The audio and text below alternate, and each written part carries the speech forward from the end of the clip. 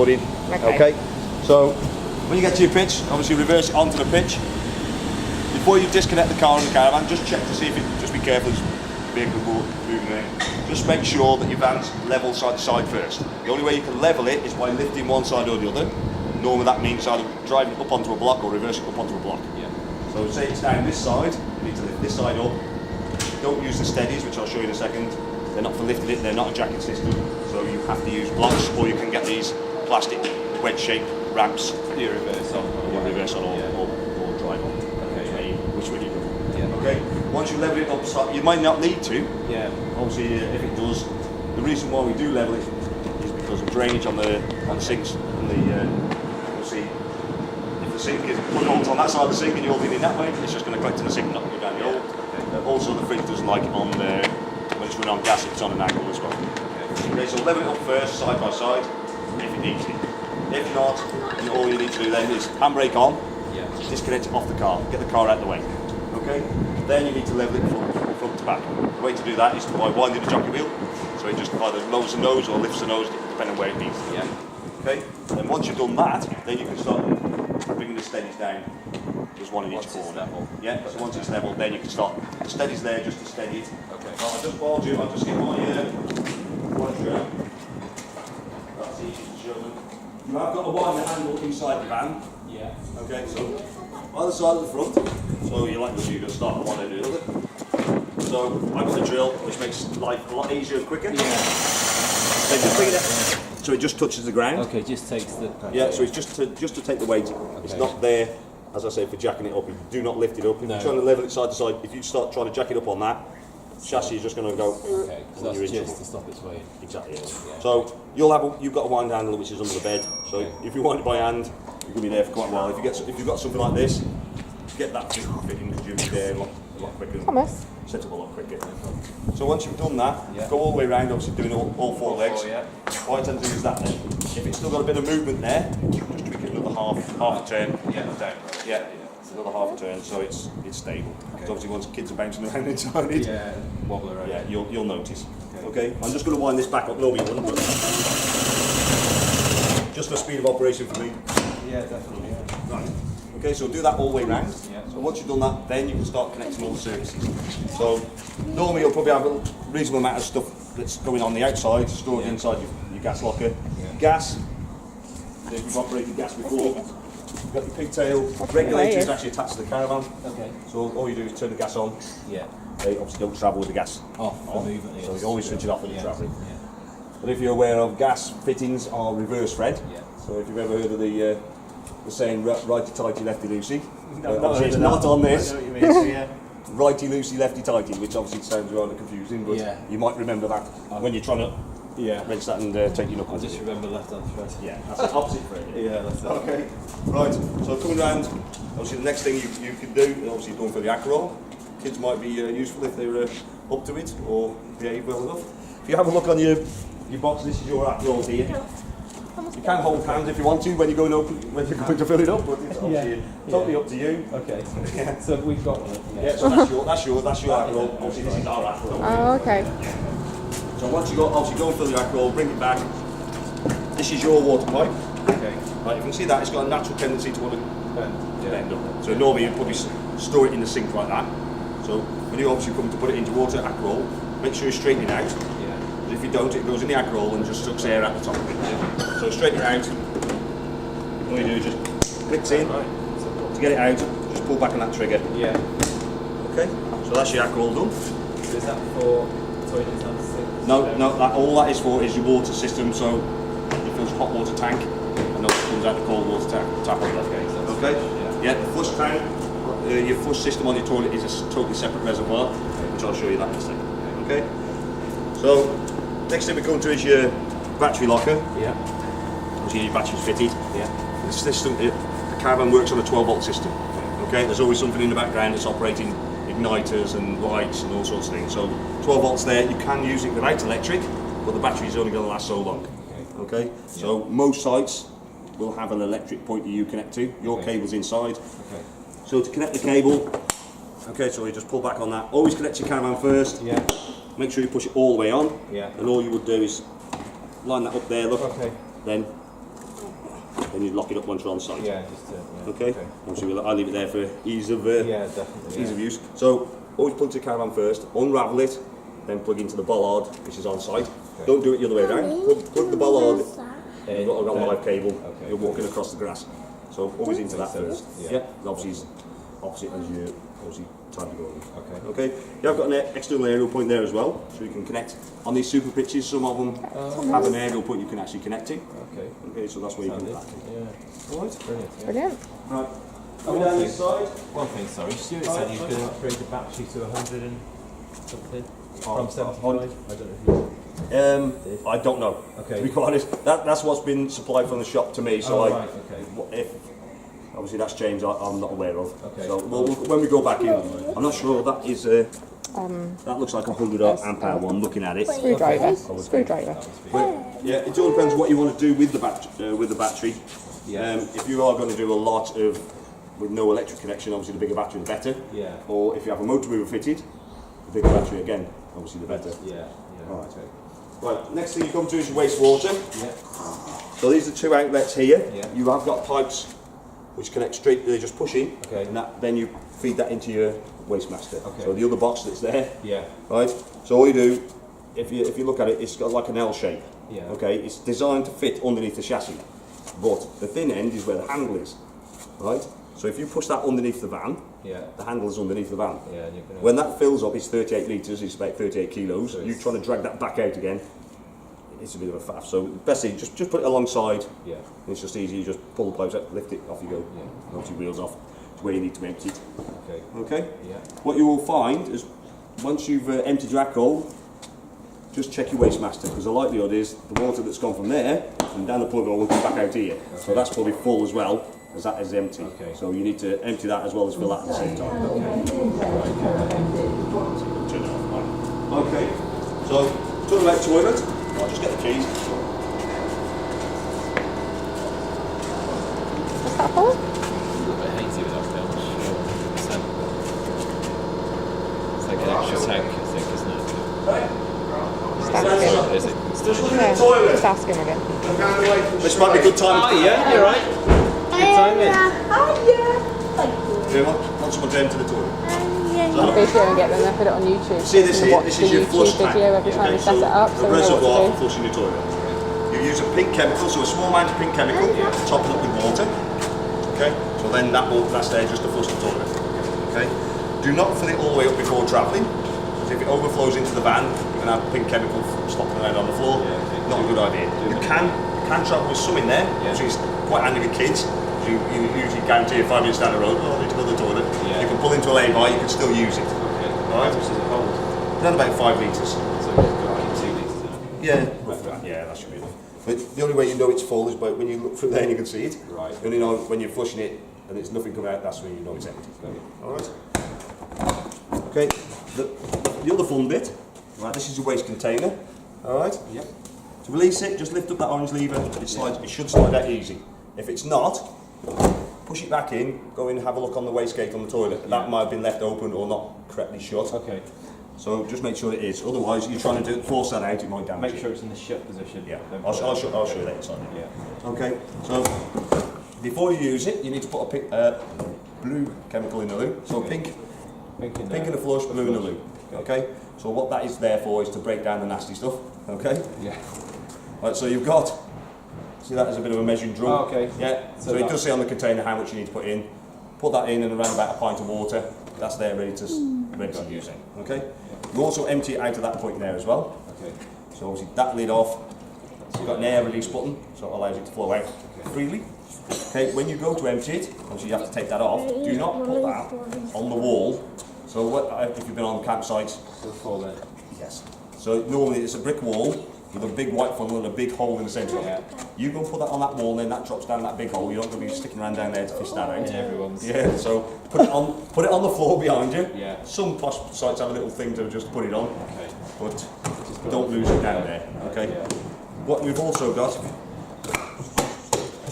if you can see down there, there's a white float. Yeah. Right, that's used to indicate when this tank's full on an indicator on the toilet. Oh, brilliant. Right? That's a good idea. If, well, you tend to clean it, if you put water in and slosh it around and tip it back, Yeah. you know, to clean it, yeah? Yeah.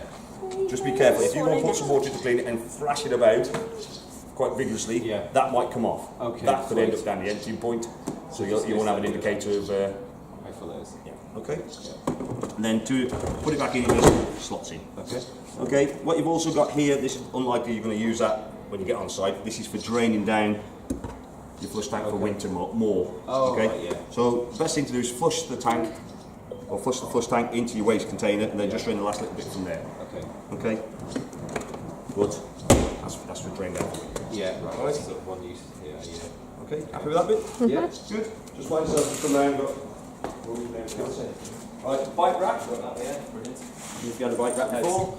So it Well, just, on the camper van, we. yeah. Yeah. So what you've got these ones here that similar to that. Yeah. Undo.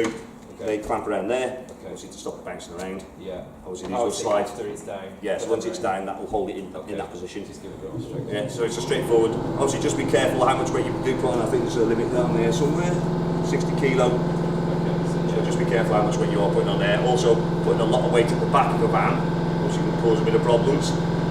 Yeah, so just balance it out with weight near the front if you can. Luckily, you've got a pretty decent tow vehicle there, but just be careful how much weight you do put on the back. Okay. All right. So coming down inside now, this is very important. As we get to the wheels, this is something you want to do before you start travelling. Is checking the wheel nuts. Okay. I've got my torque spanner. I will check these before you leave. It's 88 Newton meters, which should show on here. Look. Okay. So it's a steel setting, 88 Newton meters. Yeah. I will check that before I leave each time. Okay. Okay. Yeah. It has also got tyre pressure as well, so obviously that's also very important. Yeah. Okay. Right. That's everything on the outside. So your chemicals. Okay. Yeah. That's your waste pipe. So that's the one that just pushes in, then pushes into. You can see on. This is the one that fits alongside the Yeah, two that's the one. outlets. I do even see that. It's like an L shape, so it lays flat. So that's the wastewater. Is that the? That's the right. grey. That's what they call the grey water. So From your sink. And exactly, yeah. Right. okay. So that one there, Yeah. if you plug it into that one, that's the one that's going to be the most full. Okay. If you put it into that one, which is obviously a lot lower down, Yeah. It's not gonna. obviously it's going to be half full. But it is quite heavy when it is full. Okay. Obviously 38 kilo. Yeah, it's decent. So it might be worth doing down to the lower one for the kids to be able to pull it. But yeah, it's true. unlike you probably want them around the wastewater messing around with taps anyway. I don't know. You never know. Get Right. working. That's it, yeah. Always good policy. Keep busy. We've got a little bit. Is it very- Probably the toilet one, probably not. Probably best not. Don't, Thomas. No. Naughty. Right. So as you come in, first thing you will do is switch the 12 volt systems on. Okay. Right. So this is your control panel here. Master switch 12 volts on. Yeah. You can see things are on at the moment. Yeah. That is your water pump. Okay. I'll explain a bit more in a minute. Yeah. Main light, master switch. Let's see if we've. That's it. Dimmer light, master switch. So the ones above the lockers, and then Okay. awning light. Awning light. Yeah. Yeah. Okay. So the one that's outside. Okay. Okay.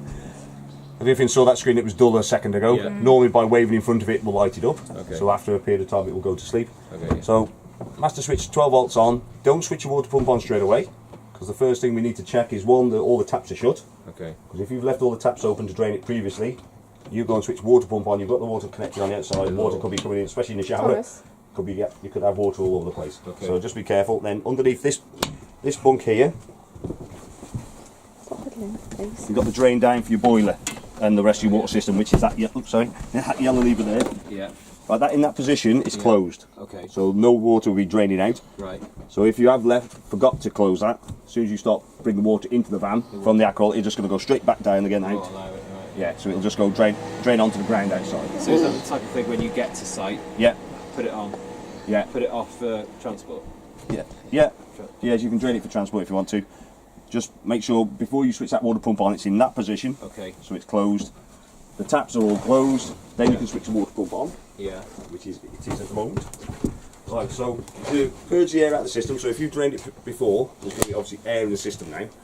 Obviously, I have primed it slightly. That boiler. So that boiler would have been drained. So that's now what is a 10 litre boiler. Is obviously 10 litres of air. 10 litres of air is going to come out through that tap to fill it.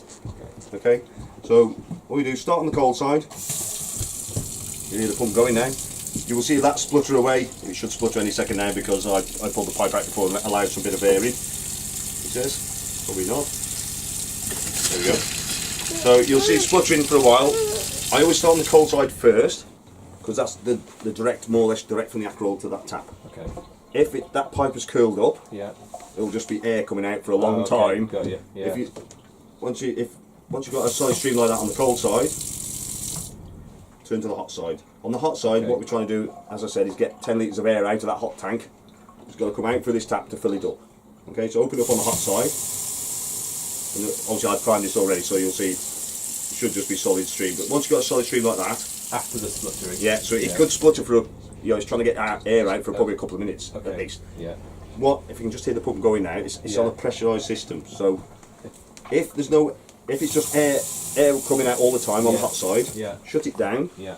build the pressure up. Just go and check the pipe. Just No, make sure it's it hasn't floated up. Okay. Let the air pressure build up, then release it gently. Because if you let it all in one go, it will explode out. Okay? Just release it gently. Quite a bit of air come out, shut it down again. Let the air build up again, or pressure build up, and do it again. So after that, 2 or 3 times, it should come out like that. Okay? Yeah.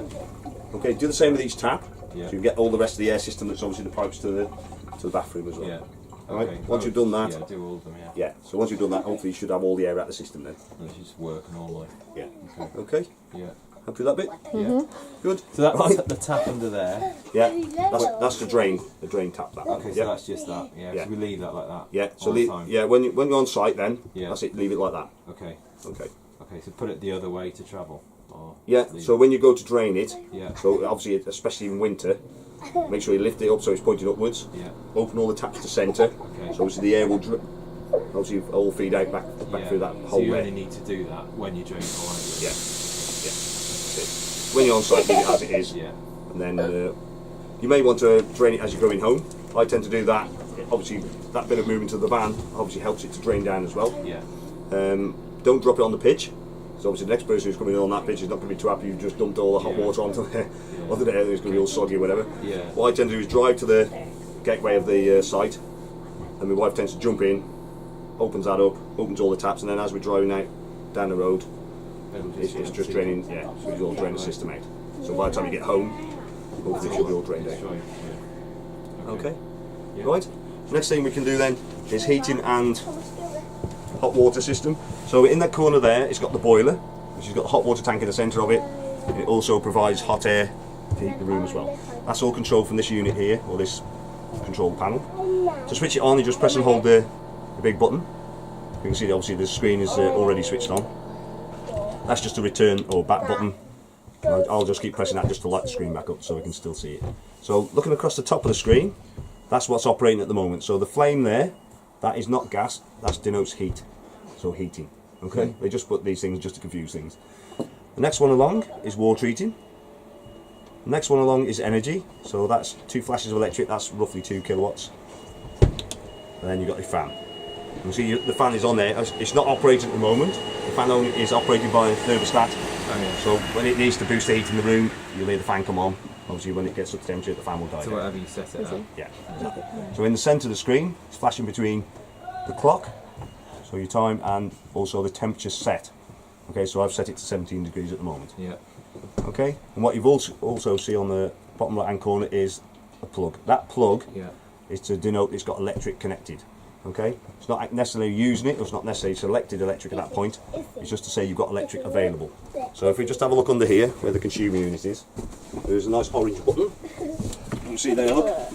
Yeah. If I switch that off, little plug should have disappeared, and you might have a black warning triangle in the centre. Yeah. And the command panel is also telling us a heating error. So what's happening now? I've obviously selected electric on the top line, Yeah. but there's no electric available now. So you see the little plug should appear now on the right hand corner. Warning triangle will be there for a few seconds.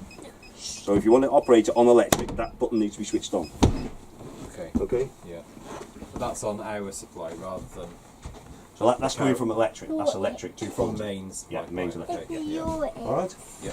So if I want to change anything, so if I click the button in the centre now, it brings up the next menu, or the next hot screen. So the first one that's flashing, you see it's a thermometer inside a van. Obviously it's a motorhome it shows, but obviously it's caravan. So if I click on that now, from this position now, by turning that control, I can switch it off, or obviously set a temperature all the way up to 30 degrees if I want to. Okay? If I click on that button then, that sets it. Okay. What you may see, that flame starts flashing. That flame is flashing now because obviously we haven't got up to 30 degrees yet. It would have done last week. This week it's definitely not. So when that gets up to temperature, you will see that flame stop flashing. So it'll be solid. Same with the water heating.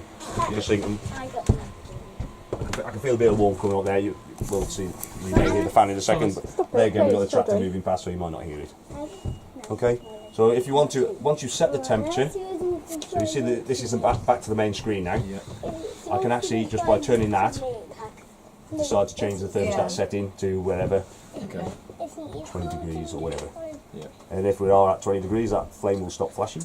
There we go. So obviously it's reached temperature. So the other thing is, the fan will only operate to push warm air into the van when it needs to boost the temperature. Okay, so if I want to boost it, if I'm trying to boost it 1 degree, it's unlikely to want to come on. If I'm trying to boost it 4 degrees, then the likelihood the fan will come on because it's a more significant step. Yeah, definitely. Okay. Great. Next one along is your water heating. So turn that. So if that's flashing, I can now alter that. So I click on that. So I can go from water heating off, eco, which is about 40 degrees, hot 60 degrees, or boost. Okay. So the difference, obviously, eco and hot, obviously, is just temperature. The boost function, if you want hot water quicker, you can put it to boost function. It will go through 2 cycles, roughly 30 minutes. So say you wanted to use the shower on board, you're going to want that extra hot water. Obviously don't switch it on then and then jump in the shower. Give it half like an an hour. immersion. Yeah, exactly, yeah. Okay, next one along. So that will flash also. Hold on, if I just put it to hot, you'll see that one will flash. If it hasn't reached temperature, so it shouldn't be hot. Oops, that won't do it. There we go. So obviously that will do exactly the same as the heating side. It will show that that is not at that temperature yet. Okay, so click on that. Do you normally have it on eco? Yeah, normal runs on eco. If you want to, if you're going to use a lot of hot water, then you might use hot. But eco is usually plenty sufficient. Okay, next one is energy. Okay, so I click on that. So you've got options of. If you look at the top line now, we've got gas. So the gas is denoted by this little bottle icon. Got mix 1, so that's gas and electric. Mix 2, gas and electric 2. Electric 1, electric 2. Okay, so what you've got there, electric 1 is roughly 1 kilowatt. Okay, it's slightly less, but 1 kilowatt. Electric 2, 2 kilowatt. Again, it's slightly less. So 1 kilowatt is actually about 900 watts, and the 2 is about 1800 watts. But if you imagine it as 1 or 2 kilowatts, okay? So 2 kilowatts in the summer may be efficient enough to give you hot water and some warmth in the room. Obviously in the summer, night time, evening, it tends to temperature drops. Obviously it might give you enough warmth there. In the colder months, 2 kilowatt may struggle. Okay, so 2 kilowatts is not like. If you compare that to home, kettle, that's probably 2 kilowatts. It's eating up, what, 2 litres of water? Yeah, it's not heating the kitchen up, it's just eating 2 litres of water. This, on 2 kilowatts, is trying to heat 10 litres of water and this room. So it's 2 kilowatts is going to struggle. If you try and get 30 degrees on there, it's not going to give you, on the obviously the colder months, so it's really cold outside, you're not going to get that. Okay, so what you can do is an option of mix. So if you go say to mix 1 or mix 2, so that's operating on gas and electric now. Okay, what that will do is, one, obviously it's going to be a quicker warm up because you're using more energy. Quicker warm up, and then what it will do from cold, it will use both energies, gets up to temperature, it'll shut the gas off. It'll tick over on electric then. Quite obviously quite efficient on the insulation and things like that on these things. So once it gets up to temperature, it will hold it there on the electric, tick over quite nicely. Unless someone leaves the door open, temperature drops, gas will then kick back in again. Okay. Brings it up. So it knows when to kick Yeah, in. exactly. So it's an intelligent one. Well, reasonably intelligent. Yeah. So, so it's not using your gas all the time, but obviously it's the energy's there ready to use if it needs it. So yeah, in the winter. Yeah. So the colder months, yeah. It's obviously it's just sucking and see really. If you're on site and you're warm enough, but if it's not, you need that a bit of extra energy. But it's easy to adjust if you want. Yeah, so it's easy to use. Okay, so I'll just put it down back to electric. How long should the gas last, do you think, that bottle? I know It's all dependent. yeah. It's exactly in the obviously in the summer months it's going to last a lot longer. A hell of a lot longer because you're not going to be using much gas. Perhaps you might use a bit of cooking, but that's about it. Yeah. In the winter, if you're just on gas alone, because then your fridge will be operating on gas, your cooker on gas, your heater on gas. No, my feet are on If you've got that flat out a day, something like that, it will really eat gas if you've got no electric connected. If you've got electric connected, you can use that. It might, obviously can last a lot longer. My gas tends to last a whole season usually. I go away about half a dozen times. 2 or 3 in the early part of the year, or 2 at the end of the year, where it's cooler overnight. No, with Yeah. You use a little bit of gas then, but I can make a 6 kg last all year. It all depends. Oh, right. It all depends on how many times you go And is that what's away. in here at the Yeah. Yeah, moment? that's what's Depends in there. where you are. Yeah, how many times you use it. Yeah. Yeah. Exactly. Yeah. All I'm right. not playing. Time. Right. Time. Right. Fan. So at the moment it's set to eco. No. As I said, it's thermostatic control, so it only comes on when it needs it. High, so you can set higher fan. There is a boost one on the fan as well, but if you can see that now, it's not allowing me to do that. Yeah. So that, as I said, with the fan, it won't obviously come on unless you really want to go, say, 4 degrees. It'll allow the fan to come on. 2 degrees, 1 degree, it's not going to operate. It's the same with the boost. So on the boost, it needs to be increasing it by, say, 10 degrees Okay. To make Yeah. a big difference. to allow the boost to come on. Yeah. So what that will do, obviously it'll warm the van up quicker. What you'll find is that the boiler is going to struggle a bit because it's taking the heat away from the boiler all the time to obviously warm your room up. Yeah. So while that's operating on boost on the fan, it's not going to give you a lot of hot water. Okay. Okay, so that you might use that when you first get to site, when it's cold. Yeah, You might want the heating first rather than the Yeah. cold water. Yeah. Or hot water even, so it'll still be cold. Okay. Yeah. Yeah. What you've also got, so down on the bottom icon there, you've got clocks, so you can set your clock through there. Also got a timer, so you can set a timer, so you can set a start time, hours or minutes, end time. What, for like the heating to kick in or something? Yeah, and the water heating. So once you've set time, you can set heating and what temperature, water heating, energy, the fan, you see there, that's boost. Okay, so it obviously depends on what the temperature is when the timer comes on. So if it will allow boost, if you set that boost, or just it go for eco. And it's just click it on, icon in the top right hand corner now. So that's to say the timer is set. To get rid of it, again, get that flashing, click on that. Just click confirm off. What you've also got is a further menu. And just get that to flash. So offset, that's to calibrate the thermostat if you need to. Temperature, you can select Fahrenheit or centigrade as it is now. Brightness of your screen. 12 or 24-hour clock you want to operate on. Language, if you want to talk French or German to it. Index, so that's what the system is. When you click on that, if you're talking to an engineer, he might ask you to set on that. If it's here and they can see a computer screen, they can just bring up your information there. We'll know exactly what's on it anyway. Okay. And reset, that will reset back to factory setting if there's any problems with the boiler. Yeah. Okay? Yeah. Not too much information yet, or? It's getting I'm there. glad it's all on video. It's getting there. It's getting there. It's like- Good enough. it gets to a point A where you little think bit left. That's about it. Yeah. your brain's fading. So that's obviously a fire smoke Yeah, alarm. smoke alarm, carbon monoxide alarm. Oh, right, okay. Alright. Brilliant. Okay, happy with these bits so far? Yeah. Yeah. Yeah. Right, so once you've set your heating or whatever, or the other thing what we've got here is your fridge. So your fridge will operate electric or gas, or 12 volts which is coming from the car. On off button is there, so you just press and hold that, switches it on or off. Okay. Gas is selected at the moment. I want to select electric, which most people tend to run on, is Yeah. electric.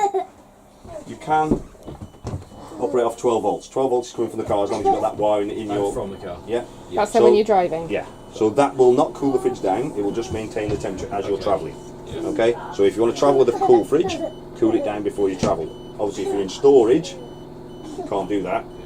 But if you've got it at home and you can plug it in, you can cool it down before you travel. And just okay. before you start off, all you need to do is switch the fridge on. You don't need to switch the control panel on. This has got its own battery, you just switch that on.